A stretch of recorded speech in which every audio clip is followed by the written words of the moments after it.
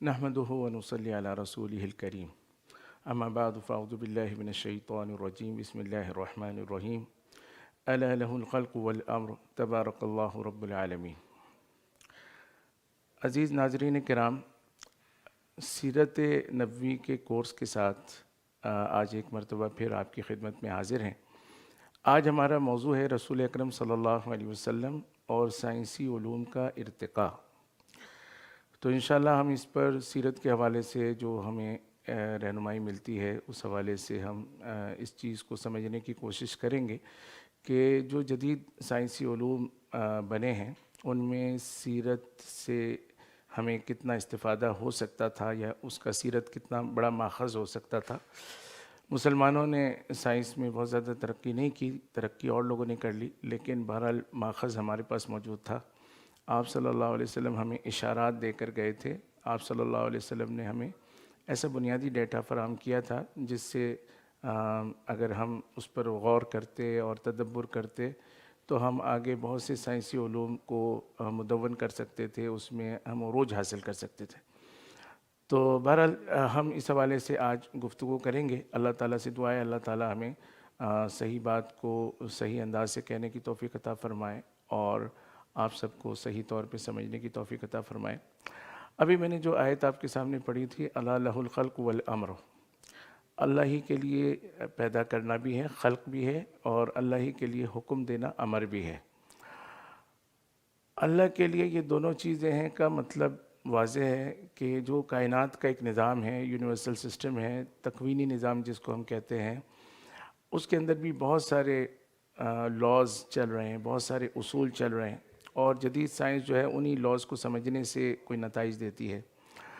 تو وہ قوانین بھی اللہ ہی کی طرف سے بنائے گئے ہیں، کیونکہ خلق یعنی پیدا کرنا، چیز کو بنانا، جب وہ نہ ہو اور پھر اس کو وجود دینا، یہ اللہ کا کام ہے، اور اللہ نے اس کا ایک نظام بنایا ہے جس میں واٹر سائیکل ہے، نائٹروجن سائیکل ہے، بے شمار قسم کی سائیکلز ہیں، بے شمار قسم کے قوانین ہیں، وہ سب اللہ تعالیٰ کی طرف سے طے کردہ ہے، ہمیں اس کو سمجھنا ہے اور آگے استعمال کرنا۔ والامر، اور امر کا مطلب یہ ہے کہ اللہ ہی حکم بھی دے سکتے ہیں، کیونکہ اللہ نے نظام بنایا ہے، تو نظام کے لحاظ سے جو اس کا مینول ہوگا، جو اس کی گائیڈ لائن ہوگی، وہ بھی اللہ تعالیٰ ہی فراہم کریں گے، اور اس کو ہم شریعت کہتے ہیں۔ تو یہ کائنات کا نظام اور شریعت یہ آپس میں کہیں ٹکراتی نہیں ہے۔ کائنات کے نظام کو سمجھنے سے آگے سائنس اور اس کے علوم وجود میں آتے ہیں، اور اللہ تعالیٰ نے جو انبیاء علیہ السلام کے ذریعے سے تشریع احکام یعنی دین کے احکام بیان فرمائے ہیں، ان کے ذریعے سے ہمیں پتہ چلتا ہے کہ ایک انسان کو کیسے چلنا ہے۔ آپ ڈسکرپشن میں ایک لنک آپ کو دیا ہے، اس لنک کو آپ کھول لیں گے، اس میں آپ کے پاس یہی پریزنٹیشن مکمل طور پہ PDF فارمیٹ میں موجود ہے۔ آپ لوگ اس کے ساتھ ساتھ چلیں گے تو آپ کو سمجھنے میں آسانی ہوگی، اور ہماری جو ایک کیمسٹری ہے مل سکے گی، ہماری الائنمنٹ اچھی ہو جائے گی۔ سب سے پہلے میں ایک کانسیپٹ کلیئر کر دوں، کیونکہ جب ہم سیرت سے سائنس کا ثبوت دینے جا رہے ہیں تو بہت سے لوگوں کے ذہنوں میں یہ بات آئے گی کہ شاید انبیاء علیہ السلام کے آنے کا مقصد یہ ہے۔ تو ظاہر ہے کہ انبیاء علیہ السلام کے آنے کا مقصد یہ نہیں ہے، اس میں کوئی دو رائے نہیں ہے۔ نظام اللہ تعالیٰ نے اس لیے بنایا کیونکہ انسان نظام کے اندر ہی رہ سکتا ہے، بغیر کسی نظام کے اور انتشار کی حالت میں انسان نہیں رہ سکتا۔ تو پوری کائنات میں آپ دیکھیں کہ زمین جو ہے وہ ایک ایسا مناسب مقام ہے جہاں کی آب و ہوا اچھی ہے، جہاں پر گریوٹی مناسب ہے، جہاں پر لوگ جو ہے مطلب ایک خاص ٹیمپریچر میں سروائیو کر سکتے ہیں۔ تو یہ نظام اللہ نے بنایا تاکہ انسان یہاں پہ رہ سکے۔ تو نظام بنانا انسان کے رہنے کی ایک ضرورت ہے، لیکن انسان کو کیسے چلنا ہے وہ اصل مقصد ہے، اور وہ مقصد جو ہے اللہ تعالیٰ نے ہمیں قرآن کریم میں سورہ ذاریات میں ارشاد فرمایا کہ وما خلقت الجن والانس الا لیعبدون، کہ اللہ تعالیٰ نے ہمیں عبادت کے لیے پیدا کیا۔ عبادت کا مطلب یہ ہے کہ ہم ہر بات میں اللہ کی مانیں، اور سیدھی سی بات ہے، دنیا میں جو مشینری بنتی ہے، جو بھی ایکوپمنٹ بنتا ہے، تو اس کی زیادہ سے زیادہ بہتر سے بہتر زندگی اسی وقت ہو سکتی ہے جبکہ اس کو مینوفیکچرر کے مینول کے مطابق چلایا جائے۔ تو اللہ تعالیٰ نے جو ہمیں مینول بھیجا ہے شریعت کی روشنی میں، ظاہر ہے اسی پر ہم عمل کریں گے تو سارا نظام بھی ٹھیک رہے گا۔ آج کرونا ہمارے پاس آ گیا ہے، سیلاب آ رہے ہیں، زلزلے آ رہے ہیں، یہ اللہ کے نظام کو چھیڑنے کا نتیجہ ہے۔ پولوشن آ رہی ہے، اوزون لیئر تباہ ہو رہی ہے، یہ سب اللہ کے نظام کو چھیڑنے کا نتیجہ ہے۔ ہم ایگریکلچر میں ترقی کر گئے ہیں، ایک سال میں 4 فصلیں لے رہے ہیں، لیکن ان کا ذائقہ ختم ہو رہا ہے، ان کے سائیڈ ایفیکٹس آ رہے ہیں۔ تو یہ سب اللہ کے نظام کو چھیڑنے کا نتیجہ ہے۔ اللہ کے نظام کے مطابق ترقی یہ مقصود ہے۔ تو یہ بات بہت واضح ہونی چاہیے کہ ہمارا کام عبادت کرنا ہے، اللہ کی ماننا ہے۔ اللہ تعالیٰ ہمیں کہیں نماز پڑھو تو نماز پڑھیں گے، اللہ تعالیٰ کہیں گے آلودگی نہ پھیلاؤ تو آلودگی نہیں پھیلائیں گے۔ تو یہ سب چیزیں ہم اللہ کی مانیں گے، اور اس ماننے کی وجہ سے پھر نظام صحیح رہے گا۔ تو اصل مقصود سیرت کا بالکل یہ نہیں ہے کہ ہم اس سے سائنس کو ثابت کریں، لیکن کیونکہ اللہ کا نظام ہے، اللہ تعالیٰ نے بنایا ہے، انبیاء علیہ السلام کو اللہ تعالیٰ جب آیات اتارتے ہیں، وحی اتارتے ہیں، تو اس میں بہت سارے کائناتی جو راز ہیں اس سے اللہ تعالیٰ پردہ اٹھاتے ہیں۔ ان رازوں کو سمجھنا اور ان سے ترقی کرنا، یہ آج کا ٹاپک ہے۔ تو ہم شروع کرتے ہیں۔ مختلف سائنس کی برانچز ہیں، تو ان سب میں ہم جائیں گے انشاءاللہ۔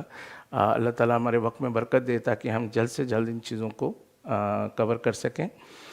مینیجریل سائنسز بھی ہیں، ٹھیک ہے، اس کے علاوہ سوشل سائنسز بھی ہیں، جنرل سائنس جو کہ معروف ہے، جس میں کیمسٹری ہے، فزکس وغیرہ، بایولوجی وغیرہ، یہ سب چیزیں آتی ہیں، اپلائیڈ کیمسٹری ہے، اپلائیڈ فزکس ہے، اس قسم کی۔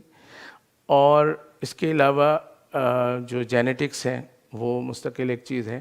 تو اس طرح بہت ساری یعنی سائنسز ہیں، ہم ان تمام سائنسوں کی بات کر رہے ہیں، اور اس حوالے سے ہم چیدہ باتوں کی طرف توجہ کریں گے۔ اب میں ایک پیس میں چلوں گا، کیونکہ اگر میں بہت سارے فنون کو بہت آہستہ آہستہ سمجھاؤں گا تو شاید اس میں بہت وقت لگ جائے، تو ہم انشاءاللہ اس کو ایک رفتار سے لے کے چلیں گے۔ تعلیم کے حوالے سے، یعنی تعلیم، ایجوکیشن، اور پھر ایجوکیشن کے اندر تعلیمی نفسیات اور ٹیچنگ میتھڈالوجی اور اس قسم کی بہت ساری چیزیں، ان کے حوالے سے آپ صلی اللہ علیہ وسلم کی گائیڈ لائنس موجود ہیں، اور انہی کو منظم کر کے آج یہ ہمارے جو علوم ہیں یہ مدون ہوئے ہیں۔ مثلاً آپ صلی اللہ علیہ وسلم نے فرمایا انما بعثت معلما، کہ آپ صلی اللہ علیہ وسلم کی بہت ساری شانیں ہیں، لیکن آپ نے فرمایا کہ میری اصل شان جو ہے وہ ایجوکیٹر کی ہے، ٹیچر کی ہے، کیونکہ میں لوگوں تک علوم کو پہنچانے آیا ہوں۔ وہ علوم جو آسمانوں پر ہیں اور زمین تک بغیر کسی واسطے کے نہیں آ سکتے، میں اس کا واسطہ ہوں، اور میرے ذریعے سے وہ چیزیں پہنچیں گی۔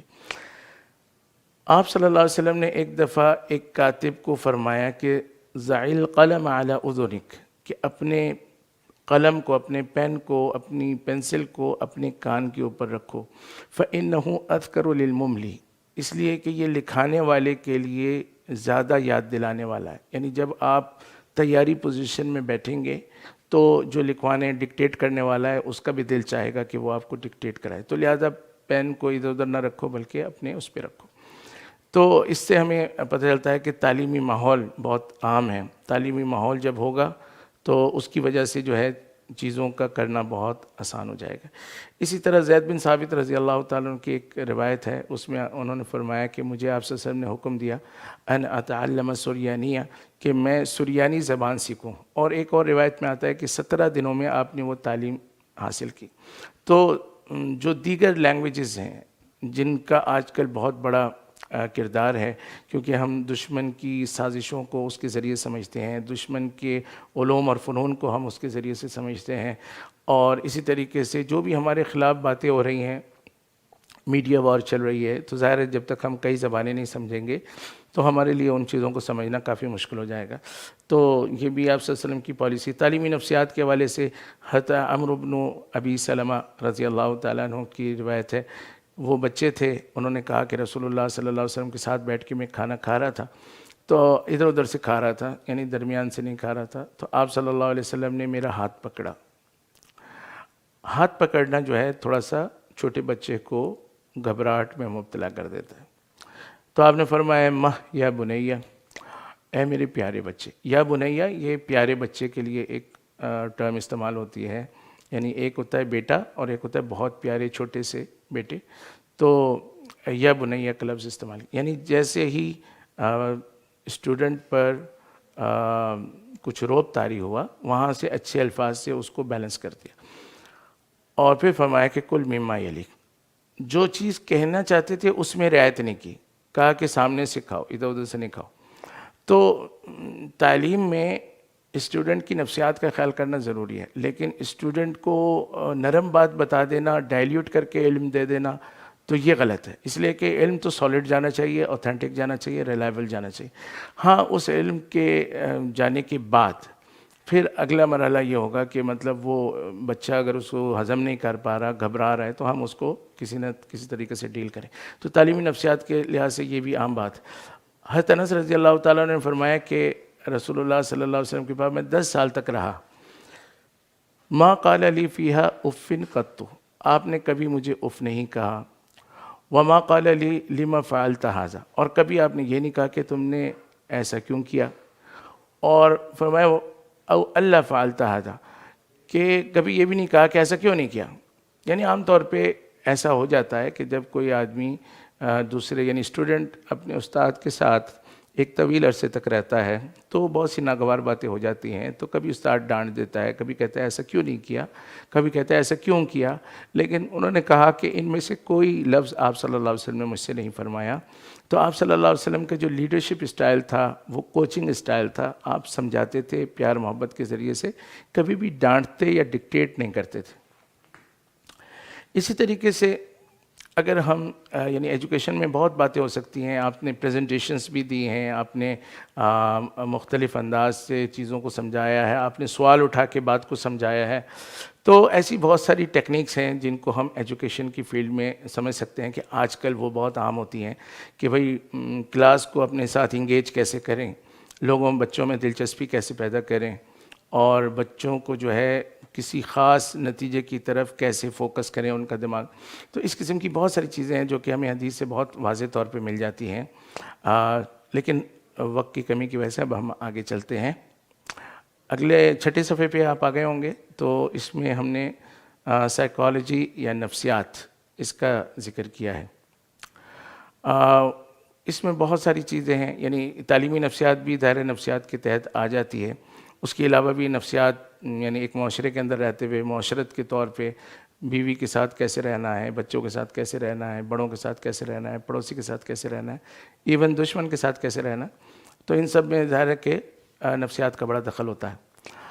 ایک آپ صلی اللہ علیہ وسلم نے ہمیں بتایا کہ اگر کسی کو غصہ آ جائے، فإن الغضب من الشیطان، کہ غصہ جو ہوتا ہے یہ شیطان کا اثر ہے، وإن الشیطان خلق من النار، اور جو شیطان ہے وہ آگ سے بنا ہے۔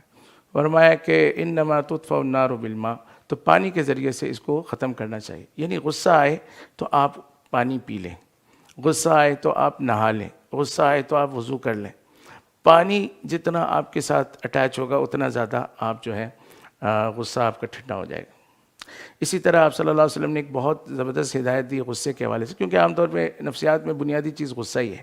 غصے کا کنٹرول جو کر لیتا ہے تو وہ پھر صحیح بات بھی کر سکتا ہے، صحیح انداز سے برتاؤ بھی کر سکتا ہے، لیکن جس پر غصہ یعنی طاری ہو گیا تو وہ سارے اپنے فلسفے بھول جاتا ہے اور پھر اس کا غصہ جو ہے وہ نکل جاتا ہے۔ تو آپ صلی اللہ علیہ وسلم نے فرمایا کہ اگر کوئی شخص اس کو غصہ ہے، یعنی اذا غضب احدکم وهو قائم، اگر اس کو وہ کھڑا ہوا تھا اس کو غصہ آیا، فلیجلس، تو بیٹھ جائے۔ یعنی پوزیشن کی تبدیلی سے بھی غصہ کم ہوتا ہے، کیونکہ انسان جو غصے میں یعنی کچھ سوچ سمجھ کے نہیں کر رہا ہوتا، جب وہ سوچ سمجھ کے بیٹھے گا اٹ مینس کہ وہ اپنے آپ کو کنٹرول کر رہا ہے۔ فإن ذهب عنه الغضب، اگر غصہ چلا جائے اچھی بات ہے، وإلا فليستجع، اور اگر ایسا نہ ہو تو پھر اس کو چاہیے کہ لیٹ جائے۔ تو دیکھیں پوزیشن کی تبدیلی، خاص طور پہ جس آدمی پہ غصہ آ رہا ہے اگر اس سے تھوڑا سا فاصلے پہ چلا جائے، یا غصہ جاری کرنے کی جو چیزیں ہوتی ہیں، جیسے آپ کے پاس کوئی ڈنڈا ہے، آپ کے پاس کوئی ایسی چیز ہے جو اٹھا کے آپ اس کو مار سکتے ہیں، آپ اس چیز سے دور ہو جائیں تاکہ غصہ آئے تو وہ چیز اٹھانے کے قابل ہی آپ نہ ہوں۔ تو یہ پوزیشن کی تبدیلی بہت اہم ہے، اس پوزیشن کی تبدیلی سے آپ کا غصہ جا سکتا ہے۔ اسی طرح منہ پہ تعریف کرنا یہ بھی نفسیات کا ایک اہم وہ حصہ ہے، تو آپ صلی اللہ علیہ وسلم نے فرمایا کہ اس سے بچنا چاہیے، اور فرمایا کہ اذا رأیتم المدحین فأتوا فی وجوہہم التراب، کہ تم اگر تعریف کرنے والوں کو دیکھو تو ان کے منہ میں مٹی ڈالو، یعنی یہ محاورہ ہے، مطلب یہ ہے کہ ان کا یہ عمل جو ہے یعنی منہ پہ تعریف کرنا ایسا ہے کہ ان کے منہ میں مٹی ڈالنی چاہیے، لہذا تم ان کو نظر انداز کر دو۔ عام طور پہ جو تعریف کرنے والے ہیں ان کا مقصد یہ ہوتا ہے کہ وہ اس آدمی کو خوش کریں اور آگے چل کر اس سے کوئی فائدہ اٹھائیں، تو جب آپ ان کو ناراض کر دیں گے تو وہ آئندہ اس قسم کی حرکت نہیں کریں گے۔ تو یہ نفسیات کی کچھ چیزیں ہیں جو بہت واضح طور پہ ہمیں سیرت سے ملتی ہیں، اور آج جو علم نفسیات ہے اس میں ان چیزوں کا بڑا دخل ہے، کیونکہ جو چیزیں ہیں بنیادی طور پہ جتنے بھی علوم ہیں یہ سارے بنیادی طور پہ بنے اسی طرح ہیں کہ مختلف جو یعنی صحیح عمل کرنے والے لوگ ہیں ان کا ڈیٹا جو ہے وہ جمع کیا گیا، اس کو اسکین کیا گیا، اور اس کے ذریعے سے پھر اصول اور مفروضے جو ہے وہ قائم کیے گئے۔ اسی طرح آپ صلی اللہ علیہ وسلم نے حد سے زیادہ عبادت سے بھی منع فرمایا ہے، یعنی انسان جو ہے عبادت کرے یہ اچھی بات ہے، زیادہ کرے یہ بھی بہت اچھی بات ہے، لیکن حد سے زیادہ کا مطلب ہر شخص کے لیے الگ الگ ہے۔ یعنی آپ صلی اللہ علیہ وسلم جتنی عبادت کر سکتے تھے اتنی ہم نہیں کر سکتے، تو اگر ہم آپ صلی اللہ علیہ وسلم کی عبادت کو دیکھیں گے اور پھر اپنے آپ کو چیک کریں گے تو پھر ہو سکتا ہے ہم مایوس ہو جائیں۔ آپ صلی اللہ علیہ وسلم تو اتنی بھی نماز پڑھ لیتے تھے کہ پاؤں میں ورم پڑ جاتا تھا، لیکن ہم شاید ہمیشہ ایسا نہ کر سکیں۔ آپ صلی اللہ علیہ وسلم کو ورم پڑتا تھا، آپ اگلے دن پھر بھی پڑھتے تھے، ہمیں ورم پڑے گا ہم پھر مہینے تک چھٹی کریں گے۔ تو اس لحاظ سے اپنی عبادت کو مینٹین کرنے کے لیے ضروری ہے کہ ہم اپنی چیزوں کو کنٹرول کریں، تو حد سے زیادہ عبادت بھی منع ہے۔ چنانچہ آپ صلی اللہ علیہ وسلم نے فرمایا فلا تفعل فإن لجسدك عليك حظا، آپ کے جسم کا بھی آپ کے لیے حق ہے، اس کا حصہ ہے، وَلِعَيْنِكَ عَلَيْكَ حَظًّا، اور آپ کی آنکھوں کا بھی آپ کے اوپر حق ہے، وَلِزَوْجِكَ عَلَيْكَ حَقًّا، اور آپ کی جو بیوی ہے اس کا بھی آپ کے اوپر حق ہے، آپ کے جو شوہر ہیں اس کا بھی آپ کے اوپر حق ہے۔ لہٰذا میاں بھی بہت عبادت نہ کرے، اتنی نہ کرے کہ دوسروں کے حقوق ضائع ہوں، اور بیوی بھی ایسا نہ کرے۔ تو دیکھیں یہ علم نفسیات کی بہت عام چیز ہے، ورنہ جو اچھی چیز ہوتی ہے اس کو لوگ کہتے ہیں اسے کر ہی لینا چاہیے، یعنی عبادت ہے تو جیسے آج کل کرونا ہے تو لوگ کہتے ہیں بس کسی طرح بھی ہم نے نماز جماعت سے ہی پڑھنی ہے، تو اس میں پیچھے نہیں ہٹتے۔ حالانکہ اچھی چیزیں جو ہیں ان کی بھی کچھ حدود ہوتی ہیں۔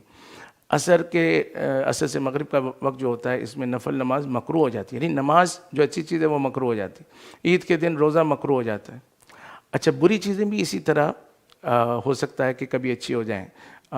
خواتین کا بال کٹانا پسندیدہ نہیں ہے، لیکن اگر وہ حج عمرے پہ جاتی ہیں تو نہ کٹانا ان کے لیے جائز نہیں۔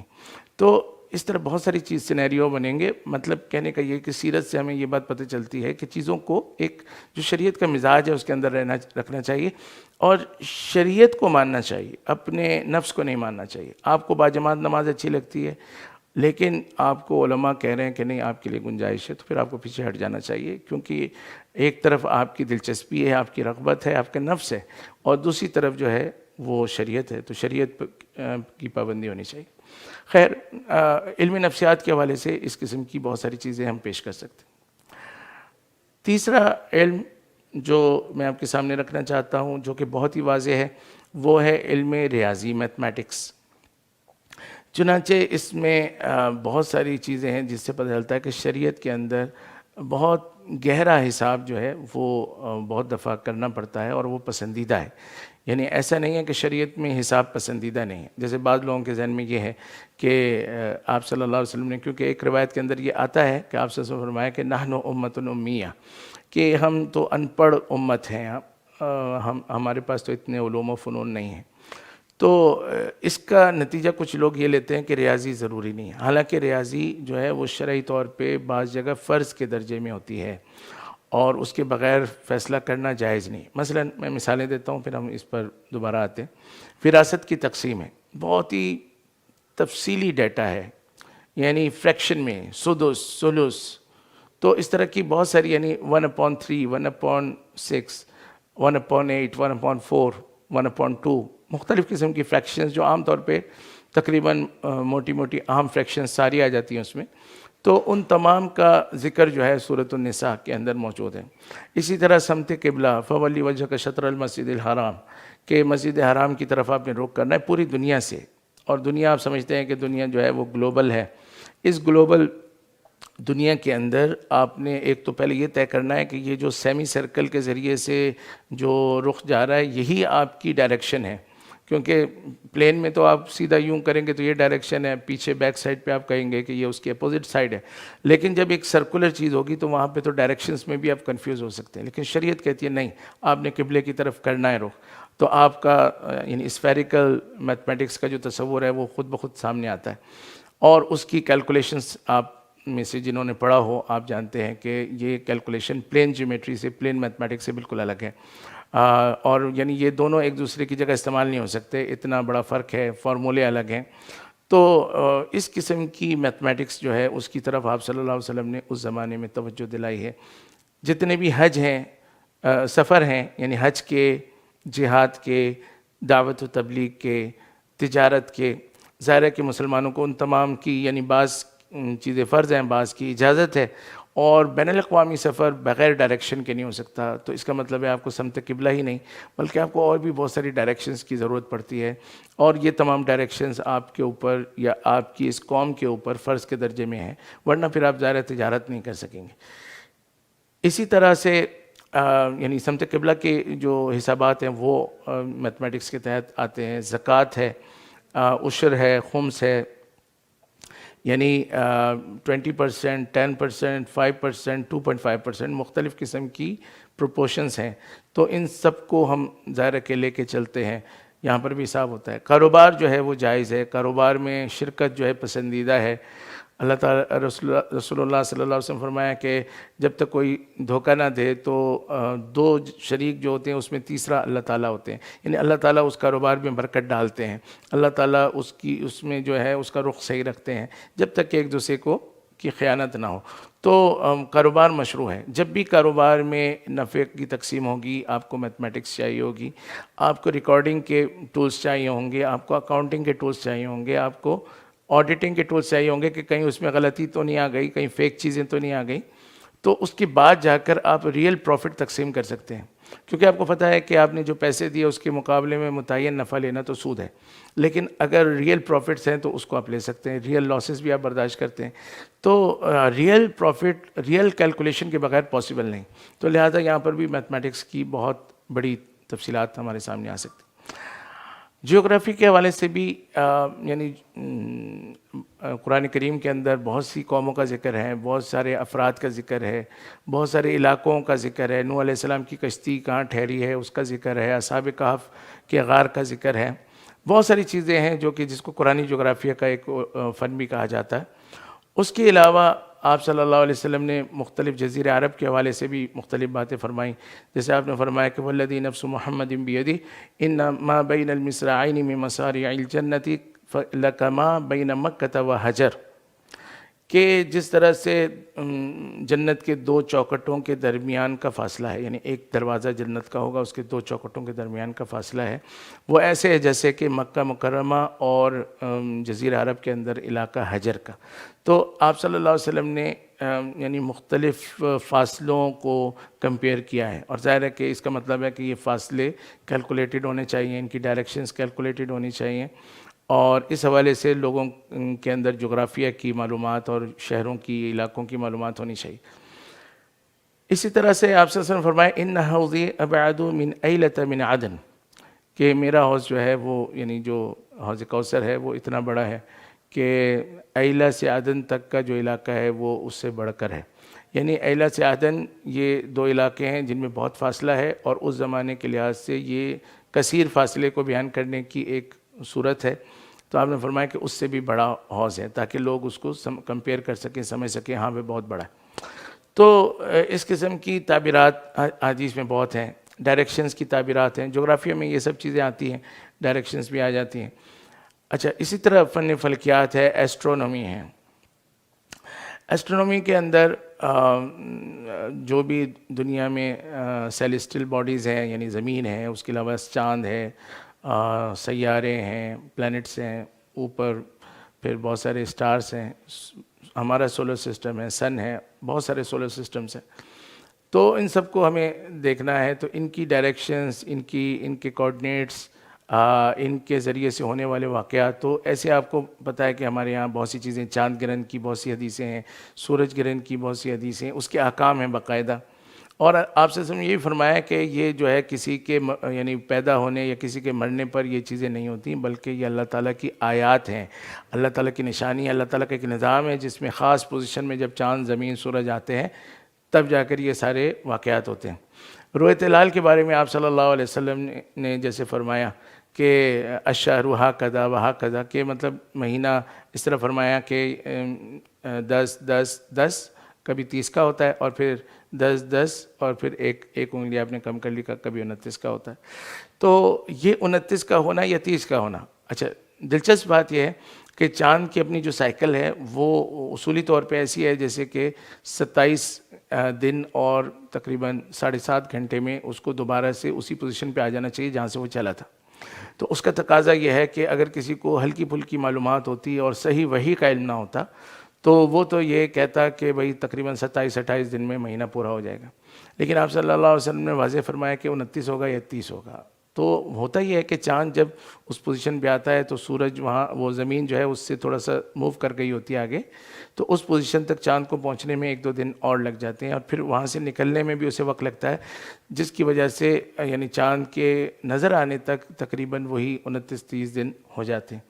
تو یہ بھی یعنی ایسی بات ہے کہ یعنی جو سائنس کو تھوڑا سا سمجھتا ہے اور جو آپ صلی اللہ علیہ وسلم کی بات کو سمجھتا ہے تو اس کو اس یعنی آپ صلی اللہ علیہ وسلم کے اوپر ایمان لانے میں کوئی تعامل نہیں ہونا چاہیے۔ تو خیر یہ بھی ہمیں پتہ چلا کہ یعنی ایسٹرونومی کی اتنی گہری بات آپ صلی اللہ علیہ وسلم نے چند الفاظ میں ہمیں سمجھا دی۔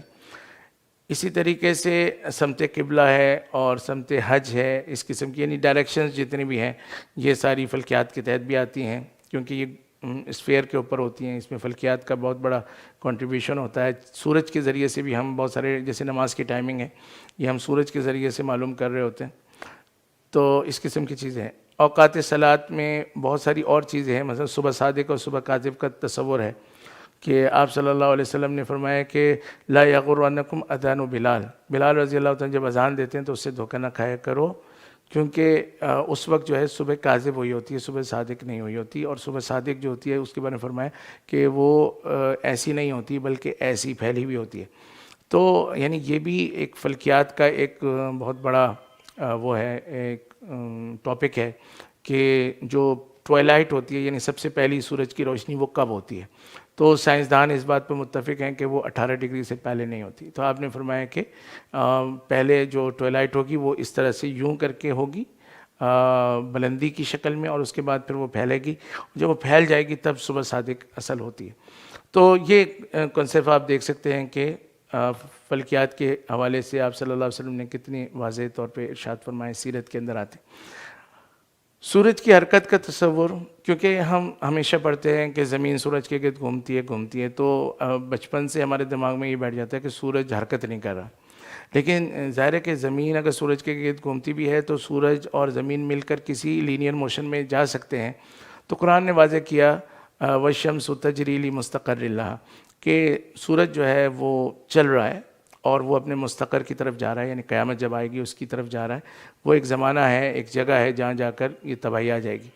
تو ظاہر ہے کہ مستقر کا مطلب واضح ہے کہ یہ پیریوڈک موشن نہیں ہے۔ اگر یہ پیریوڈک یا سائیکلک موشن ہو تو اس میں تو ہر پوائنٹ سے چیز گزر چکی ہے، تو مستقر تو آ جانا چاہیے۔ تو اس کی جگہ اس کا مطلب یہ ہوگا کہ لینئر موشن ہے، اور اس سے پھر جدید سائنس کی بات اور سیرت کی بات میں ایک الائنمنٹ بھی واضح ہو گئی کہ جدید سائنس کہتی ہے کہ زمین سورج کے گرد گھوم رہی ہے اور سورج ساکن ہے، لیکن اس معنی میں کہ یہ زمین سے اس کی جو ریلیٹو موشن ہے وہ ساکن ہے، لیکن پوری اس کنبے کی اور پورا سولر سسٹم جو ہے وہ لینئر موشن میں ہے، اس کا سائنس میں انکار نہیں ہے، اور اس چیز کا اظہار جو ہے وہ اس آیت کے اندر ہے۔ تو آپ صلی اللہ علیہ وسلم سے ہمیں یہ بھی پتہ چلا کہ سورج جو ہے وہ لینئر موشن میں، تو یہ ایسٹرونومی کے حوالے سے ہماری بہت ساری چیزیں اس طرح کی ہو سکتی ہیں۔ خلائی ٹیکنالوجی کے حوالے سے بھی یعنی ہمارے لیے جو ہمارے پاس ڈیٹا تھا وہ کسی اور کے پاس نہیں تھا، کیونکہ دیکھیں جتنے بھی معجزات ہوتے ہیں ان کے بارے میں علماء کہتے ہیں کہ یہ ممکن ہوتے ہیں، یعنی یہ ناممکن نہیں ہوتے لیکن لوگوں کے بس میں نہیں ہوتے۔ تو جو چیز ممکن ہوتی ہے اس پر آگے چل کر سائنسی ترقی ہو سکتی ہے، اس لیول پہ تو نہیں ہو سکے گی، لیکن بہرحال یعنی ایک ممکن چیز کو ہم اس کا تعاقب کر سکتے ہیں، اس کو پرسو کر سکتے ہیں۔ چنانچہ رسول اللہ صلی اللہ علیہ وسلم نے جب واقع معراج اور اسراء بیان فرمایا تو آپ صلی اللہ علیہ وسلم نے فرمایا کہ ثم اتیت بدابۃ ابیض، کہ میرے پاس جو ہے ایک سفید رنگ کا جانور آیا، یقال له البراق، اس کو براق کہا جاتا ہے، فوق الحمار ودون البغل، یہ گدھے سے کچھ بڑا تھا اور خچر سے کچھ چھوٹا تھا، یقع خطوہ عند اقصى طرفہ، جہاں تک حد نگاہ جاتی تھی وہاں جا کر اس کا پاؤں پڑتا تھا، اس قسم کا، تو مطلب بہت تیز رفتار تھا۔ اور پھر جو ہے اس کے ذریعے آپ سے فرمایا کہ ہم آسمان تک گئے۔ تو یہاں پر یہ بات سمجھنے کی ہے کہ اس زمین سے خلا تک جانا، اس زمین سے آسمانوں تک پہنچنا، یہ فی نفسی ممکن ہے، اگرچہ لوگوں کے بس میں نہیں ہے لیکن فی نفسی ممکن ہے، موومنٹ ہو سکتی ہے۔ پرانے زمانے میں لوگوں کا تصور یہ تھا کہ خلا میں ایتھر ہے، اور جب ایتھر ہے تو اس کی وجہ سے جب یہاں سے آپ گزر ہی نہیں سکتے تو پھر آپ یعنی معراج کا انکار کر دیتے تھے لوگ، یا خلا میں آکسیجن نہیں ہے تو اس کا انکار کر دیتے تھے، تو اس قسم کی چیزیں۔ تو حالانکہ اب جدید سائنس سے جب آپ دیکھ رہے ہیں کہ مختلف چیزوں کو اور مختلف جانداروں کو دور دور تک بھیجا جاتا ہے اور اس کے لیے مناسب قسم کے ایکوپمنٹ اور چیزیں کر لی جاتی ہیں، تو جب ایک انسان یہاں سے وہاں تک لے جانے کے لیے کچھ نہ کچھ کر لیتا ہے تو اللہ تعالیٰ کی قدرت سے کیا بعید ہے، اللہ تعالیٰ کیا کیا نہیں کر سکتے۔ اور دوسری یہ ہے کہ معراج کا واقعہ تھا بھی جلدی، تو ظاہر ہے کہ تھوڑے سے وقت کے لیے اگر سانس رک جائے تو اس سے کوئی مرتا بھی نہیں ہے، تھوڑی سی دیر کے لیے اگر کوئی آگ سے گزر جائے تو جلتا بھی نہیں ہے، تو مطلب یہ تو کوئی ایشو نہیں ہے۔ لیکن ہمارے لیے یہاں پر بہت سی سائنسی معلومات تھی کہ یہ ممکن تھا کہ ہم خلا میں جانے کا سوچیں، بجائے اس کے کہ ہم معراج کا انکار کریں، ہم خلا میں جانے کا سوچیں، ہم خلائی ٹیکنالوجی پیدا کرنے کی کوشش کریں، اور وہ چیز ہم نہیں کر سکے۔ سلیمان علیہ السلام کے تخت کا اڑنا، ہواؤں پر ان کا حکم کا چلنا، تو یہ چیزیں بھی ہمارے پاس موجود ہیں۔ تو خلائی ٹیکنالوجی کے حوالے سے اس طرح کی بہت سی چیزیں ہم پیش کر سکتے ہیں کہ اشارات موجود تھے کہ ان کے ذریعے سے خلا میں جایا جا سکتا ہے، اگر ہم کوشش کرتے تو ہم شاید سب سے پہلے آگے جاتے۔ تاریخ یعنی ایک فن ہے جس کے اندر ڈیٹس کے لحاظ سے چیزوں کو رکھا جاتا ہے، تو ظاہر ہے کہ ڈیٹس کے لحاظ سے چیزوں کو رکھنا یعنی یہ ایک درجے میں مفید ہو سکتا ہے کہ اس سے آپ کو ترتیب سمجھ میں آ جاتی ہے، لیکن شریعت نے تاریخ کو ایک اور انداز سے پیش کیا ہے کہ اس میں سے کام کی چیز کیا ہے، کیونکہ ڈیٹا بہت زیادہ ہو جائے گا۔ آپ جانتے ہیں کہ آج کل جو انٹرنیٹ کا زمانہ ہے، آئی ٹی کا زمانہ ہے، تو کہا جاتا ہے کہ انفارمیشن اوور لوڈ کا زمانہ ہے، یعنی اتنا ڈیٹا آ گیا ہے کہ اس ڈیٹا کو ہم ہضم ہی نہیں کر سکتے، اس کو ہم پڑھ ہی نہیں سکتے۔ ہماری چھوٹی سی جو ڈیجیٹل لائبریری ہوتی ہے اس میں لاکھوں فائلز ہوتی ہیں، تو لاکھوں فائلوں کو تو ہم زندگی بھر پڑھتے رہیں تو پڑھ ہی نہیں سکتے، تو ایسا ڈیٹا کا ہونا نہ ہونا تو برابر ہے۔ اصل یہ ہے کہ اس میں سے کام کی بات کیا ہے، اور وہ کام کی بات جو ہے وہ اسلام نے اس کا ایک تصور دیا ہے کہ انبیاء علیہ السلام کے جو طویل قصے ہیں ان میں سے وہ حصہ جس سے کوئی عبرت پکڑی جا سکتی ہے، قوموں کو عذاب کا کوئی موقع جس سے عبرت پکڑی جا سکتی ہے، اور وہاں پر پھر فاعتبروا یا اولی الابصار کہہ کے توجہ بھی دلا دی جاتی ہے کہ بھائی یہ یہاں پر آپ کو یعنی غور کرنے کی ضرورت ہے، آپ اس کو ایک کہانی اور اسٹوری ٹیلنگ موڈ کے طور پہ نہ لیں۔ تو اس طرح کی چیزیں تاریخ میں، تو تاریخ میں قرآن کریم کے قصص ہیں، احادیث میں بہت سے تاریخی واقعات ہیں، اور مختلف قسم کے یعنی کہانیاں بھی ہیں جو مطلب ضروری نہیں کہ صحیح واقعات ہوں، تو ان کو بھی یعنی لینے کی اجازت دی گئی ہے کسی صحیح مقصد کے تحت۔ تو اس قسم کی یعنی تاریخ کی چیزیں یا اس قسم کی چیزیں جو کہ مطلب لوگوں کی اصلاح کے لیے، لوگوں کی تربیت کے لیے واضح طور پہ اس میں کوئی جھوٹ نہ ہو، اور یا تو مطلب وہ واقعہ ہو، یا پھر یہ ہے کہ وہ واقعہ نہ ہو بلکہ وہ ایک کہانی ہو، اور ان دونوں کی شریعت کے اندر اجازت دی گئی۔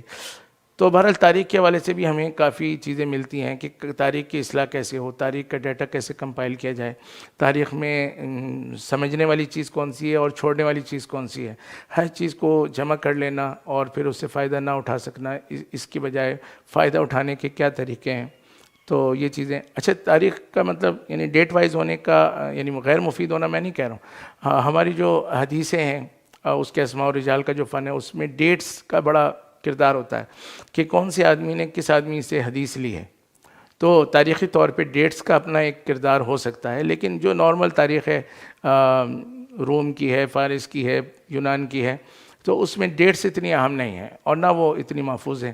تو وہاں پر ہمیں اہم چیز کو دیکھنے کی ضرورت ہے. اگر اہم چیز جس سے ہم کچھ فائدہ اٹھا سکتے ہیں وہ ہم لے لیں تو بڑا مسئلہ حل ہوتا ہے. اور قرآن کریم کا اسلوب جو ہے وہ اسی طرز کا ہے. علم طب جو ہے اس میں بھی بہت سی چیزیں ہیں جو شریعت نے ہمیں بتائی ہیں. پریکاشنری میجرز ہیں، جیسے آج کل کرونا کے حوالے سے پریکاشنری میجرز پہ بہت بات ہو رہی ہے، کیونکہ کرونا جو ہے اس کی یعنی اس کا جو امپیکٹ ہے، اس کی جو یعنی ڈیتھ کی شرح ہے وہ بہت زیادہ نہیں ہے، لیکن اس کا بالآخر نتیجہ جو ہے وہ وینٹیلیٹر ہے، اور وینٹیلیٹرز کیونکہ کم ہیں تو آگے چل کے ایشوز آ سکتے ہیں. تو نتیجہ یہی ہے کہ آپ نے پریکاشنری میجرز ہی لینے. سوشل ڈسٹینسنگ ہے یا اس قسم کی جتنی بھی چیزیں ہیں، سینیٹائزر وغیرہ استعمال کرنا ہے، تو یہ سب چیزیں جو ہیں پریکاشنری میجرز میں ہیں.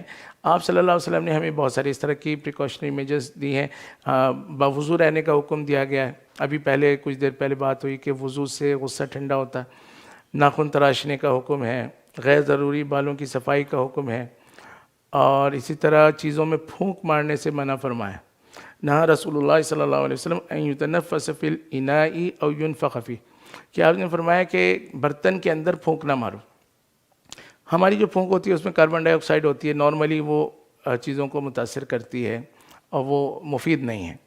اچھا، اس کے علاوہ ہم پورا دن تو ہر وقت مسواک یا برش نہیں کر پاتے، تو کچھ نہ کچھ ہمارے منہ میں گندگی ہوتی ہے اور پھونک مارتے ہوئے وہ بعض دفعہ وہ چیز میں جا سکتی ہے. آج کل کرونا کے سینیریو میں اس کو سمجھنا بہت آسان ہے کہ اگر اس طرح سے لوگ پھونک مارنے کے، جیسے چائے گرم ہے پھونک مار کے اسے ٹھنڈا کر دیا، تو اس کے نتیجے میں ہو سکتا ہے کہ آپ کے اندر جو کرونا کے وائرس ہوں وہ وہاں منتقل ہو جائے. تو اس قسم کی چیزوں سے کو اوائڈ کرنا، یعنی آپ صلی اللہ علیہ وسلم نے حکم کے طور فرمایا کہ ایسے نہ کیا جائے. ہاتھ دھونے کا حکم ہے. فجر میں جب اٹھیں تو سب سے پہلے ہاتھ دھوئیں، کسی بھی چیز کو ہاتھ نہ لگائیں. متعدی بیماری کی جگہ نہ جانے کا حکم، اسی طرح متعدی بیماری جہاں ہو وہاں سے نہ نکلنے کا حکم. چنانچہ آپ سے فرمایا کہ اذا سمعتم به بارض، جب کسی جگہ پہ وبا تمہیں پتہ چلے فلا تقدموا علیہ، تو تمہیں وہاں نہیں جانا چاہیے. تم باہر ہو تو وہاں نہ جاؤ. واذا وقع بارض، اور اگر کسی زمین پر یعنی کسی جگہ پر وہ واقع ہو جائے، وانتم بها، اور تم ادھر ہی تھے اتفاق سے، فلا تخرجوا فرارا منہ، تو پھر وہاں سے اس بیماری سے بھاگتے ہوئے وہاں سے نہ نکلو. تو آپ دیکھ لیں کہ آپ صلی اللہ علیہ وسلم نے بیماری کے حوالے سے پریکاشنری میجر کے طور پہ بہت واضح ہدایت دی ہے.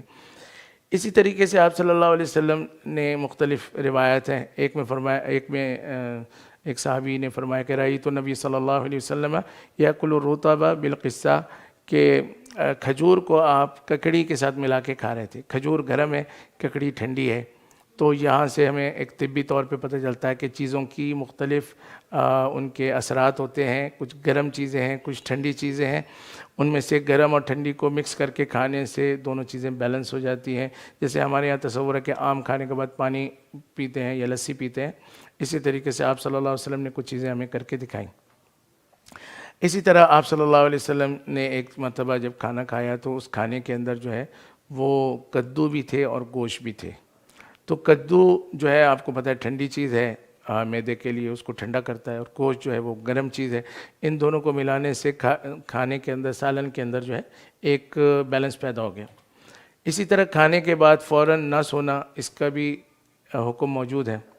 ڈینٹل کیئر کے والے سے مسواک کا حکم موجود ہے. السواک مطہرۃ للفم ومرضاۃ للرب، کہ منہ کے لیے وہ پاکی کا ذریعہ ہے، اس کو سینیٹائز کرتی ہے، صاف کرتی ہے، اور رب کی رضامندی کا ذریعہ ہے. تو یعنی اللہ بھی خوش ہوتے ہیں، شرعی حکم بھی ہے، اور ساتھ ساتھ اس کا دنیاوی فائدہ بھی ہے. اسی طرح جینیٹکس میں اگر ہم جاتے ہیں تو اس میں مختلف قسم کی چیزیں آپ صلی اللہ علیہ وسلم کے ذریعے ہم تک پہنچی ہیں. چنانچہ آپ صلی اللہ علیہ وسلم نے فرمایا کہ فَإِنَّهُنَّ خُلِقْنَ مِنْ ضِلْعٍ، کہ عورتیں جو ہیں ان کو اللہ نے پسلی سے پیدا کیا، یعنی آدم علیہ السلام سے کی پسلی سے پیدا کیا. آدم علیہ السلام کو بغیر کسی سبب کے پیدا کرنا، پھر آدم علیہ السلام سے عورتوں کو پسلی کے ذریعے پیدا کرنا، اور پھر عیسیٰ علیہ السلام کو صرف ماں سے پیدا کرنا.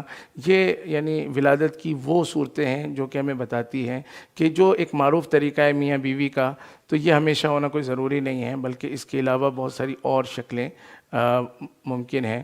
تو تو آج ہم دیکھتے ہیں جدید سائنس کے اندر اور بھی طریقے ایسے ہیں جن کے ذریعے سے ولادت جو ہے وہ ممکن ہوتی ہے، اگرچہ یہ ایک الگ بحث ہے کہ ان میں سے جائز کون سا ہے، ناجائز کون سا ہے، اخلاقی طور پہ کون سا بہتر ہے نہیں ہے، لیکن پاسبلٹی کی بات ہے کہ آپ صلی اللہ علیہ وسلم کے اس ڈیٹا سے ہمیں پتہ چلتا ہے کہ یہ پاسبلٹیز موجود ہیں۔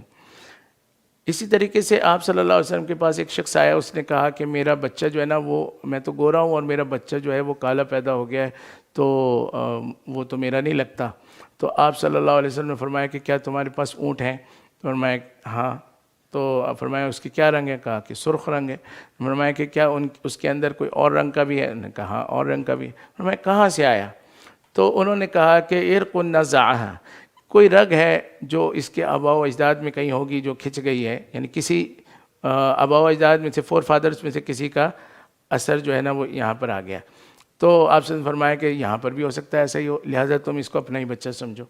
تو یعنی ایسا ہو سکتا ہے کہ کالے کے گھر میں گورا پیدا ہو جائے، گورے کے گھر میں کالا پیدا ہو جائے، جینیٹیکلی صرف میاں بیوی کا کردار نہیں ہوتا یا میاں بیوی کے اثرات نہیں آتے، بلکہ آباء و اجداد میں جو بہت سے لوگ گزرے ہیں ان سب کے کچھ نہ کچھ کردار اس میں ہوتے ہیں اور وہ آ سکتے ہیں۔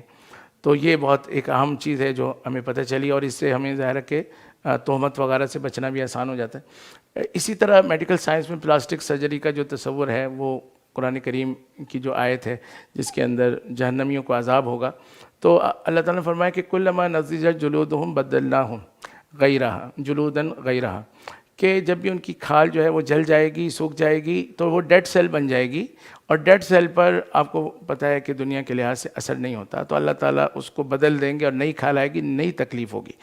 اس کا مطلب کیا ہے کہ ہمیں یہ اشارہ ملتا ہے کہ جب کھال جل جاتی ہے یا کہیں پر بھی کاربن بن جاتی ہیں چیزیں، تو ان کے اندر حس ختم ہو جاتی ہے۔ تو اس قسم کی چیزیں جو ہیں ان کو بھی ہم دیکھ سکتے ہیں۔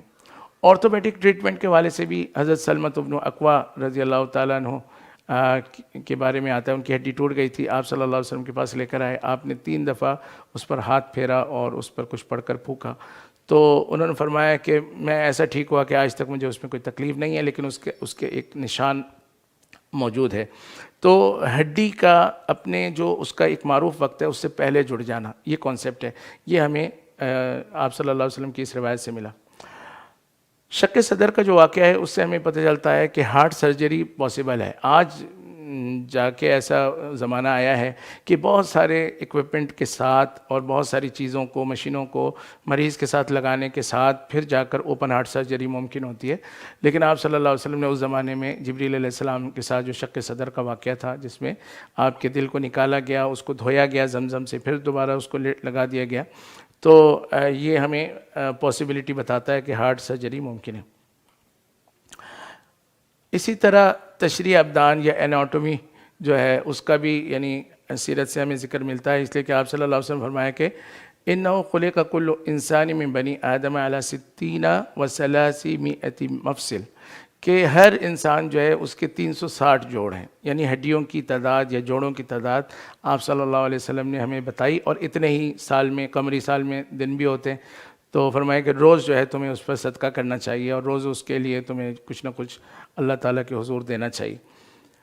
بائیولوجی کے حوالے سے قرآن کریم کے اندر کئی جگہ پر خلقت کے مراحل کا ذکر ہے کہ من تراب ثم من نطفہ، پہلے اللہ نے آدم علیہ السلام کو مٹی سے پیدا کیا، پھر مٹی سے اللہ تعالیٰ نے آدم علیہ السلام کے بعد سے جو سسٹم تھا وہ نطفہ سے شروع کر دیا، پھر وہ جو نطفہ اندر جاتا ہے ثم من علقۃ، اس کے بعد پھر وہ لوتھڑا بن جاتا ہے، ثم من مضغۃ، اور اس کے بعد پھر وہ گوشت کی بوٹی بن جاتی ہے اور وہ ہڈی کے اوپر چڑھ جاتی ہے، اور پھر وہ انسان جو ہے وجود میں آتا ہے، پھر وہ ایک طفل کے طور پہ، ایک بچے کے طور پہ باہر آتا ہے۔ تو یعنی یہ بہت اہم باتیں ہیں، اور حدیث کے اندر یہ بھی آتا ہے کہ یعنی 4 مہینے میں اس جاندار کے اندر روح پڑ جاتی ہے۔ تو یہ ٹائمنگ کہ کتنے عرصے بعد کیا ہوگا اور کون کون سے اسٹیپس ہیں، ان کا آپ صلی اللہ علیہ وسلم نے ہمیں کافی پہلے سے بتا دیا تھا۔ اسی طریقے سے جانداروں کی جو اقسام ہیں کہ منہم من یمشی علی بطنہ ومنہم من یمشی علی رجلین ومنہم من یمشی علی 4، اللہ تعالیٰ نے مختلف بنائے، کچھ جو ہے اپنے پیٹ کے بل چلتے ہیں جیسے سانپ وغیرہ ہیں، کچھ 2 پاؤں کے ہیں، کچھ چوپائے ہیں، تو اس طرح کی اللہ تعالیٰ نے اس میں کیٹیگریز کو جو ہے وہ واضح کیا ہے۔ باٹنی کے حوالے سے بھی بہت ساری چیزیں ہیں، مثلاً پودوں کے اندر شعور اور حیات کا ایک تصور، کیونکہ ہم آج جدید سائنس میں اس کو لیونگ بینگ میں شمار کرتے ہیں، کیونکہ اس میں گروتھ ہوتی ہے، کچھ اس میں علامات ہیں۔ تو اللہ تعالیٰ نے قرآن کریم میں فرمایا کہ وَإِن مِّن شَيْءٍ إِلَّا يُسَبِّحُ بِحَمْدِهِ وَلَٰكِن لَّا تَفْقَهُونَ تَسْبِيحَهُم، کہ ہر چیز تسبیح کرتی ہے، تمہیں سمجھ نہیں آتی۔ تو پودوں کے اندر بھی تسبیح کا تصور ہے، وہ بھی اللہ کے تکوینی قواعد کے پابند ہیں۔ تشریح ان کے لیے نہیں ہے، وہ مکلف نہیں ہے، لیکن تکوینی قواعد کے وہ پابند ہیں۔ درختوں کا سجدہ کرنا اسی طریقے سے ہے۔ جب آپ صلی اللہ علیہ وسلم کو ابو طالب شام کے سفر پہ لے گئے تھے، تو وہاں پر جو پادری تھا اس نے کہا کہ جب تم آ رہے تھے تو ہر درخت جو تھا وہ سجدہ کر رہا تھا، اور یہ درخت کا سجدہ کرنا صرف نبیوں کے لیے ہوتا ہے، لہٰذا یہ آگے چل کے نبی بنے گا۔ تو درختوں کا یہ شعور، اور ظاہر ہے کہ ہمیں پتہ چلتا ہے کہ حدیثوں سے اور سیرت سے پتہ چلتا ہے۔ اسی طریقے سے آپ صلی اللہ علیہ وسلم نے ایک ممبر تھا، آپ صلی اللہ علیہ وسلم یعنی پہلے آپ ایک درخت کے ساتھ خطبہ دیتے تھے، تو پھر آپ نے تجویز فرمایا کہ درخت کے بجائے آپ جو ہے ممبر کے ذریعے سے خطبہ دیں۔ تو پھر وہ جو ممبر کے ذریعے سے ہوتا تھا، اس کو آپ صلی اللہ علیہ وسلم اس کے لیے ممبر بنوایا، تو وہ درخت رونے لگا، اور اس نے باقاعدہ آنسو بہائے، آپ صلی اللہ علیہ وسلم کے قریب آ کے آپ نے اس کو تسلی دی۔ تو اس قسم کے یعنی پودوں کے شعور کا تصور جو ہے وہ ہمارے سامنے موجود ہے۔ اپلائیڈ کیمسٹری کی بھی بہت سی چیزیں ہیں، جو موسیٰ علیہ السلام کا عصا ہے، یعنی ان کا جو ان کی لاٹھی تھی، جو کبھی کچھ بن جاتی تھی، کبھی سانپ بن جاتی تھی، تو ظاہر ہے کہ وہ تبدیل ماہیت ہوتی تھی، یعنی چیز چینج آف یعنی اسٹیٹ نہیں تھا خالی، بلکہ چینج آف نیچر تھا، وہ چیز ہی بدل جاتی تھی۔ تو اس قسم کی چیزیں ہیں۔ اسی طرح مرج البحرین یلتقیان بینہما برزخ لا یبغیان، کہ ایسا یعنی سرفیس ٹینشن ہوتا ہے، یا درمیان میں جو ہے وہ پریشر کے مختلف ہونے کی وجہ سے چیزیں مل نہیں پا رہی ہوتی ہیں۔ تو اس قسم کی چیزوں کا تصور بھی ہمارے پاس موجود ہے۔ الٹرا سونک اور سب سونک اس کا تصور بھی ہمارے یہاں موجود ہے، کیونکہ آپ صلی اللہ علیہ وسلم نے فرمایا کہ احیاناً یتمثل لی ملک فیکلمنی فاعی ما یقول، کہ کبھی جو ہے فرشتہ میرے پاس انسان بن کے آ جاتا ہے، اور پھر میں اس کی بات، وہ جو کہہ رہا ہوتا ہے میں اس کو یاد کر لیتا ہوں۔ تو یعنی کبھی یہ والی صورت بھی ہوتی ہے۔ تو آپ صلی اللہ علیہ وسلم فرشتوں کی آواز سن لیتے تھے۔ اسی طریقے سے حضرت عائشہ رضی اللہ تعالیٰ عنہ فرماتی ہے کہ ان کے پاس ایک یہودی آئی، اس نے کہا کہ عذاب قبر بھی ہوتا ہے، تو انہوں نے اس کا انکار کیا کیونکہ ایک اجنبی بات تھی۔ آپ صلی اللہ علیہ وسلم نے فرمایا کہ ہاں بالکل ہوتا ہے، حتیٰ تسمع اصواتہم البہائم، یہاں تک کہ جو چوپائے ہیں وہ اس کو سنتے بھی ہیں۔ یعنی عذاب قبر جو ہے وہ انسانوں کی تو آڈیبل فریکوینسی میں نہیں آتا، لیکن جانوروں کی آڈیبل فریکوینسی میں آتا ہے۔ تو آڈیبل فریکوینسی کا مختلف ہونا، بعض چیزوں کا ہمارے لیے یعنی اس کا سننا ممکن ہونا، بعض کا ممکن نہ ہونا، یہ چیزیں بھی اس میں آتی ہیں۔ اسی طرح نجاشی کا جنازہ ایک دم سے سامنے آ جانا، یہ تو 5G ٹیکنالوجی کی ایک واضح سی مثال بنتی ہے۔ اور اسراء میں آپ صلی اللہ علیہ وسلم جو ہے اپنے ساری وہ ریکارڈڈ کی طرح آپ سب کے سامنے آ رہا تھا، تو آپ بتا رہے تھے کہ میں فلاں لوگوں سے ملا، فلاں قبیلہ آ رہا تھا، تو یہ سب چیزیں آپ نے بتائیں۔ تو اس قسم کی چیزیں ہمیں موجود ہیں۔ اسی طرح غزوہ موتہ کی خبریں جو ہیں وہ دور سے آپ حضرت عمر رضی اللہ تعالیٰ آپ صلی اللہ علیہ وسلم نے دی۔ اسی طرح صحافت یعنی جرنلزم یا ماس کمیونیکیشن کی بہت سی چیزیں ہمیں سیرت سے ملتی ہیں۔ آپ صلی اللہ علیہ وسلم نے فرمایا لا تکذب علیہ فإنہ من کذب علیہ فلیلج النار، کہ اگر کوئی مجھ پر جھوٹ باندھے گا تو وہ جہنم میں جائے گا۔ اس کا مطلب ہے کہ صحیح رپورٹنگ کرنا ہمارے لیے ضروری ہے۔ غیر یقینی ذرائع سے اگر کوئی رپورٹنگ آتی ہے تو پھر اس کو چیک کرنے کی ضرورت ہے۔ ان جاءکم فاسق بنبأ فتبینوا، کہ اگر کوئی غیر مستند ذریعے سے آئی ہے بات تو اس کو چیک کرنا ضروری ہے۔ اسی طرح مستقبل کے بارے میں آپ صلی اللہ علیہ وسلم فرمایا کہ اللسان فیہ اشد من وقع السیف، کہ ایسا زمانہ آئے گا کہ جس میں زبان کا وار جو ہے وہ تلوار کے وار سے زیادہ اثر کرے گا۔ تو یہ میڈیا وار کی پیشگوئی ہے کہ آج جو ہے اصل اسلحہ جو ہے وہ ٹیکنالوجی وہ دوسری جنگ کی نہیں رہی، بلکہ اصل جو ہے وہ میڈیا کی آ گئی ہے۔ اسی طریقے سے زبان کے بارے میں آپ صلی اللہ علیہ وسلم نے فرمایا کہ اس کو سب سے سخت عذاب ہوگا، اور اس کی وجہ کیا ہوگی؟ وجہ یہ ہے کہ اللہ تعالیٰ اسے کہیں گے خرجت من کا کلمۃ، کہ تجھ سے ایک کلمہ نکلا تھا بلغت المشرق والمغرب، کہ وہ مشرق سے مغرب تک پہنچ گیا. آج کل جیسے چیزیں وائرل ہو جاتی ہیں, سفک بِہَا دماء, اور اس کی وجہ سے جو ہے خون جو ہے بہا, اور اس کی وجہ سے فتنہ اور فساد ہوا, تو تمہاری وجہ سے پوری دنیا میں خرابی ہوتی ہے, لہٰذا تمہیں سب سے سخت عذاب ہوگا. آخری جو ہم آج کی بحث میں سمجھنا چاہیں گے وہ عسکری چیزیں ہیں, کہ عسکری بہت سے معاہدات آپ سے فرمائے, صلح حدیبیہ ہے, اسی طریقے سے جنگی حکمت عملیہ ہیں مختلف, اس کی تیاری ٹریننگز ہیں, آپ کی کشتی کے مقابلے ہوتے تھے, گھڑ سواری کے مقابلے ہوتے تھے, جنگ کی جگہ کی مختلف یعنی آپ صلی اللہ علیہ وسلم کی تعلیمات ہیں کہ پیچھے پہاڑ ہو, پانی میسر ہو, ہوا کا رخ دیکھ کر کھڑا ہوا جائے. تو یہ بہت ساری چیزیں ہیں جو کہ یعنی جنگی حکمت عملی کے تحت آتی ہیں. اسی طریقے سے جدید ہتھیاروں کے حصول کی کوشش, یعنی منجنیق ہے, دبابہ, اس زمانے کی جو خصوصی یہ چیزیں تھیں ان کو استعمال کرنے کی اور ان کو سیکھنے کی آپ صلی اللہ علیہ وسلم کی طرف سے ترغیب تھی. آپ نے باقاعدہ ان کو بھیجا صحابہ کرام کو, انہوں نے وہ ہتھیار حاصل بھی کیے اور ان کو سیکھ کر بھی آئے, اور غزوہ طائف میں باقاعدہ منجنیق کو آپ صلی اللہ علیہ وسلم نے استعمال بھی فرمایا. جنگی جرائم کے حوالے سے بھی آپ صلی اللہ علیہ وسلم نے فرمایا کہ جو غلام ہیں ان کو نہ مارا جائے, کسی زخمی کو کے اوپر چڑھائی نہ کی جائے, کسی کا دروازہ بند ہو اس کو معافی دے دی جائے, کوئی عورت ہے, بچے ہیں, بوڑھے ہیں, کوئی عبادت گزار ہے, ان سب کو چھوڑ دیا جائے, انفراسٹرکچر تباہ نہ کیا جائے. تو اس طرح کی یعنی جنگی جرائم کی بہت ساری چیزیں بھی ہمارے سامنے موجود ہیں.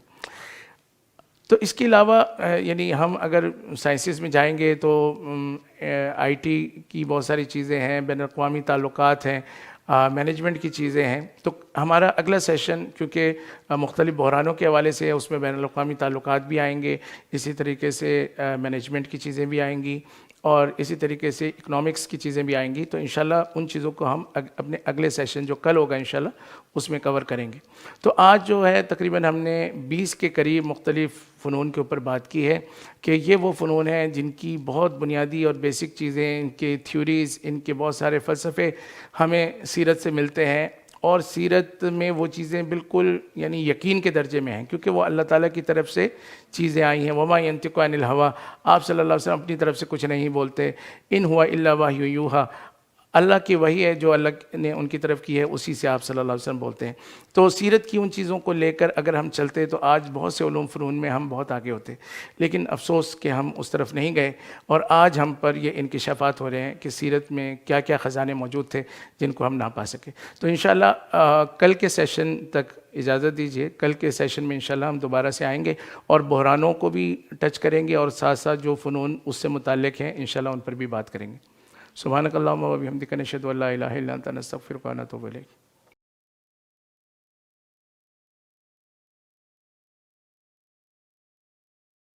نحمدہ و نصلی علی رسولہ الکریم. اما بعد فاعوذ باللہ من الشیطان الرجیم. بسم اللہ الرحمن الرحیم. الا لہ الخلق والامر تبارک اللہ رب العالمین. عزیز ناظرین کرام, سیرت نبوی کے کورس کے ساتھ آج ایک مرتبہ پھر آپ کی خدمت میں حاضر ہیں. آج ہمارا موضوع ہے رسول اکرم صلی اللہ علیہ وسلم اور سائنسی علوم کا ارتقاء. تو انشاءاللہ ہم اس پر سیرت کے حوالے سے جو ہمیں رہنمائی ملتی ہے اس حوالے سے ہم اس چیز کو سمجھنے کی کوشش کریں گے کہ جو جدید سائنسی علوم بنے ہیں ان میں سیرت سے ہمیں کتنا استفادہ ہو سکتا تھا, یا اس کا سیرت کتنا بڑا ماخذ ہو سکتا تھا. مسلمانوں نے سائنس میں بہت زیادہ ترقی نہیں کی, ترقی اور لوگوں نے کر لی, لیکن بہرحال ماخذ ہمارے پاس موجود تھا. آپ صلی اللہ علیہ وسلم ہمیں اشارات دے کر گئے تھے. آپ صلی اللہ علیہ وسلم نے ہمیں ایسا بنیادی ڈیٹا فراہم کیا تھا جس سے اگر ہم اس پر غور کرتے اور تدبر کرتے تو ہم آگے بہت سے سائنسی علوم کو مدون کر سکتے تھے, اس میں ہم عروج حاصل کر سکتے تھے. تو بہرحال ہم اس حوالے سے آج گفتگو کریں گے. اللہ تعالیٰ سے دعا ہے اللہ تعالیٰ ہمیں صحیح بات کو صحیح انداز سے کہنے کی توفیق عطا فرمائے, اور آپ سب کو صحیح طور پہ سمجھنے کی توفیق عطا فرمائے. ابھی میں نے جو آیت آپ کے سامنے پڑھی تھی, الا لہ الخلق والامر, اللہ ہی کے لیے پیدا کرنا بھی ہے, خلق بھی ہے, اور اللہ ہی کے لیے حکم دینا امر بھی ہے. اللہ کے لیے یہ دونوں چیزیں ہیں کا مطلب واضح ہے کہ جو کائنات کا ایک نظام ہے, یونیورسل سسٹم ہے, تکوینی نظام جس کو ہم کہتے ہیں, اس کے اندر بھی بہت سارے لاز چل رہے ہیں, بہت سارے اصول چل رہے ہیں, اور جدید سائنس جو ہے انہی لاز کو سمجھنے سے کوئی نتائج دیتی ہے. تو وہ قوانین بھی اللہ ہی کی طرف سے بنائے گئے ہیں، کیونکہ خلق یعنی پیدا کرنا، چیز کو بنانا، جب وہ نہ ہو اور پھر اس کو وجود دینا، یہ اللہ کا کام ہے. اور اللہ نے اس کا ایک نظام بنایا ہے جس میں واٹر سائیکل ہے، نائٹروجن سائیکل ہے، بے شمار قسم کی سائیکلز ہیں، بے شمار قسم کے قوانین ہیں. وہ سب اللہ تعالیٰ کی طرف سے طے کردہ ہے، ہمیں اس کو سمجھنا ہے اور آگے استعمال کرنا.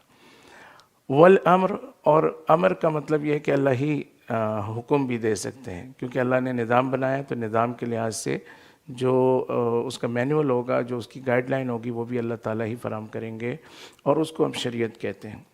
تو یہ کائنات کا نظام اور شریعت یہ آپس میں کہیں ٹکراتی نہیں ہیں. کائنات کے نظام کو سمجھنے سے آگے سائنس اور اس کے علوم وجود میں آتے ہیں. اور اللہ تعالیٰ نے جو انبیاء علیہ السلام کے ذریعے سے تشریع احکام یعنی دین کے احکام بیان فرمائے ہیں، ان کے ذریعے سے ہمیں پتہ چلتا ہے کہ ایک انسان کو کیسے چلنا ہے. آپ ڈسکرپشن میں ایک لنک آپ کو دیا ہے، اس لنک کو آپ کھول لیں گے. اس میں آپ کے پاس یہی پریزنٹیشن مکمل طور پہ PDF فارمیٹ میں موجود ہے. آپ لوگ اس کے ساتھ ساتھ چلیں گے تو آپ کو سمجھنے میں آسانی ہوگی، اور ہماری جو ایک کیمسٹری ہے مل سکے گی، ہماری الائنمنٹ اچھی ہو جائے گی.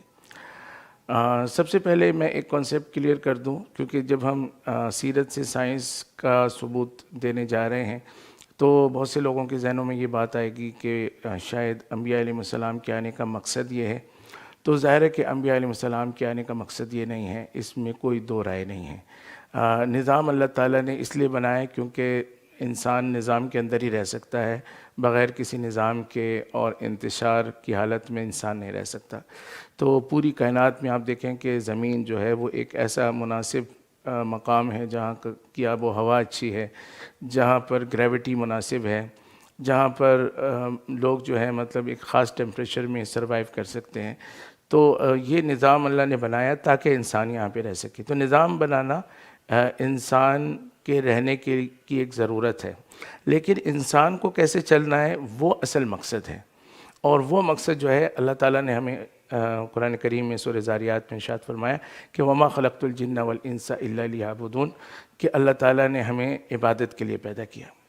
عبادت کا مطلب یہ ہے کہ ہم ہر بات میں اللہ کی مانیں. اور سیدھی سی بات ہے، دنیا میں جو مشینری بنتی ہے، جو بھی ایکوپمنٹ بنتا ہے، تو اس کی زیادہ سے زیادہ بہتر سے بہتر زندگی اسی وقت ہو سکتی ہے جبکہ اس کو مینوفیکچرر کے مینول کے مطابق چلایا جائے. تو اللہ تعالیٰ نے جو ہمیں مینول بھیجا ہے شریعت کی روشنی میں، ظاہر ہے اسی پر ہم عمل کریں گے تو سارا نظام بھی ٹھیک رہے گا. آج کرونا ہمارے پاس آ گیا ہے، سیلاب آ رہے ہیں، زلزلے آ رہے ہیں، یہ اللہ کے نظام کو چھیڑنے کا نتیجہ ہے. پولوشن آ رہی ہے، اوزون لیئر تباہ ہو رہی ہے، یہ سب اللہ کے نظام کو چھیڑنے کا نتیجہ ہے. ہم ایگریکلچر میں ترقی کر گئے ہیں، ایک سال میں 4 فصلیں لے رہے ہیں، لیکن ان کا ذائقہ ختم ہو رہا ہے، ان کے سائیڈ ایفیکٹس آ رہے ہیں.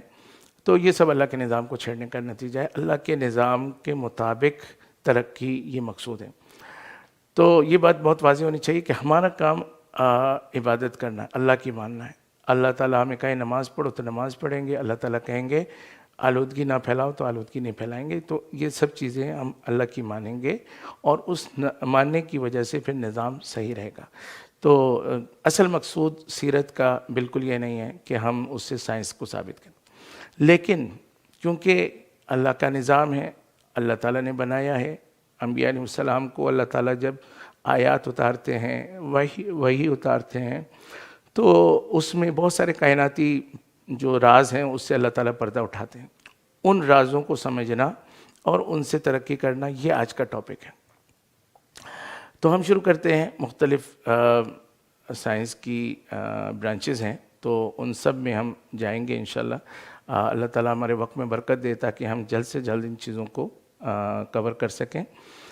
مینیجریل سائنسز بھی ہیں، ٹھیک ہے، اس کے علاوہ سوشل سائنسز بھی ہیں.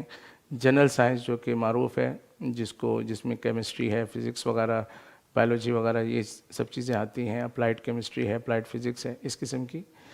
اور اس کے علاوہ جو جینیٹکس ہے وہ مستقل ایک چیز ہے. تو اس طرح بہت ساری یعنی سائنسز ہیں، ہم ان تمام سائنسوں کی بات کر رہے ہیں اور اس حوالے سے ہم چیدہ باتوں کی طرف توجہ کریں گے۔ اب میں ایک پیس میں چلوں گا، کیونکہ اگر میں بہت سارے